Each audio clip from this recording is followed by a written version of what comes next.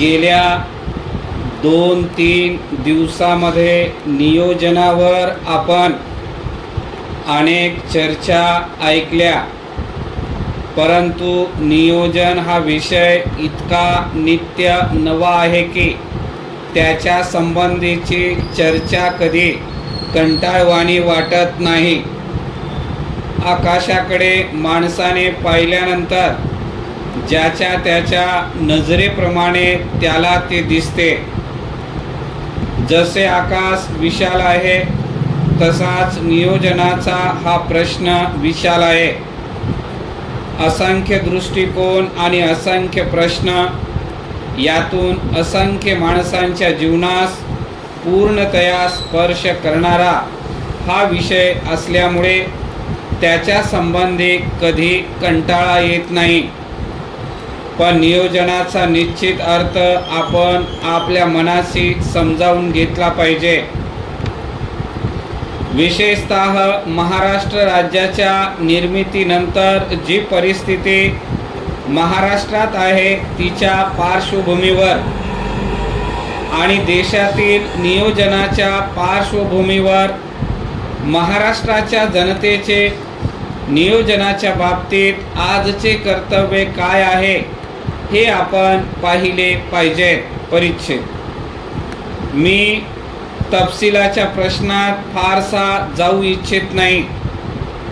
या प्रश्नाची शास्त्रीय चर्चा करण्यापेक्षा त्याच्या पाठीमागे जी 2 मूलभूत तत्व आहेत त्याचा आपण विचार केला पाहिजे. मी अगदी सामान्य माणसाच्या दृष्टीने नियोजनाकडे पाहण्याचा प्रयत्न करीत असतो. आमच्या देशामध्ये जी साधने आहेत त्या साधनांचा जास्तीत जास्त विकास करून आमच्या जीवनाला समृद्ध बनवण्याचा नियोजन हा एक प्रयत्न आहे. आणि दुसरी गोष्ट म्हणजे या प्रयत्नामधून निर्माण होणारी जी संपत्ती आहे, जी शक्ती आहे, जे सामर्थ्य आहे त्याचा फायदा सर्वसामान्य माणसास मिळेल याचीही काळजी नियोजनामध्ये घेतली पाहिजे. नियोजनाच्या बाबतीतला हा सुद्धा अत्यंत महत्त्वाचा प्रश्न आहे. परिच्छेद. नियोजनाच्या दृष्टीने महाराष्ट्राजवळ कोणती साधने आहेत? जमीन, पाणी, जमिनीखालचे खनिज पदार्थ जे काही असतील ते आणि मनुष्यशक्ती. मला पहिल्या प्रथम एक गोष्ट सांगावयाची आहे आणि ती ही की आमची जी साधने आहेत त्या साधनांचा जास्तीत जास्त प्रमाणात वापर करणे हाच आपल्या दृष्टीने खरा महत्त्वाचा प्रश्न आहे.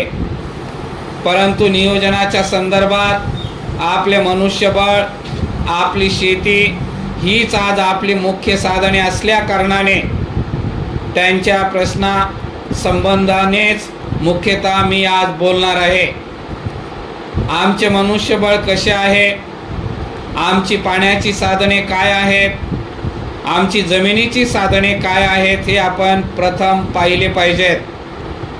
आतापर्यंत आपण महाराष्ट्राचे जे चित्र पाहिले ते जुन्या इतिहासातल्या सिंहगडावरच्या, प्रतापगडावरच्या आणि शिवनेरीवरच्या महाराष्ट्राचे. पण आत्ताच्या महाराष्ट्राचे जे चित्र आहे ते आपण जरा पहा. ते चित्र अगदी वेगळे आहे.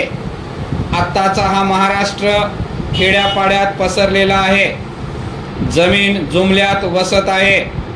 जोंधळा, शाळू, कापूस, ऊस पिके तो पिकवीत आहे आणि त्याला मिळणारे पाणीही पहा.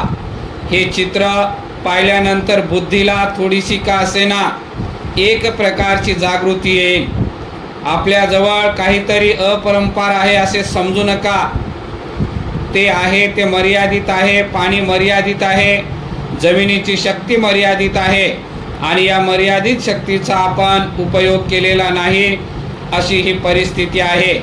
ही परिस्थिती बदलण्यासाठी आपणाला 5, 10, 15 वर्षे प्रयत्न करावयाचा आहे.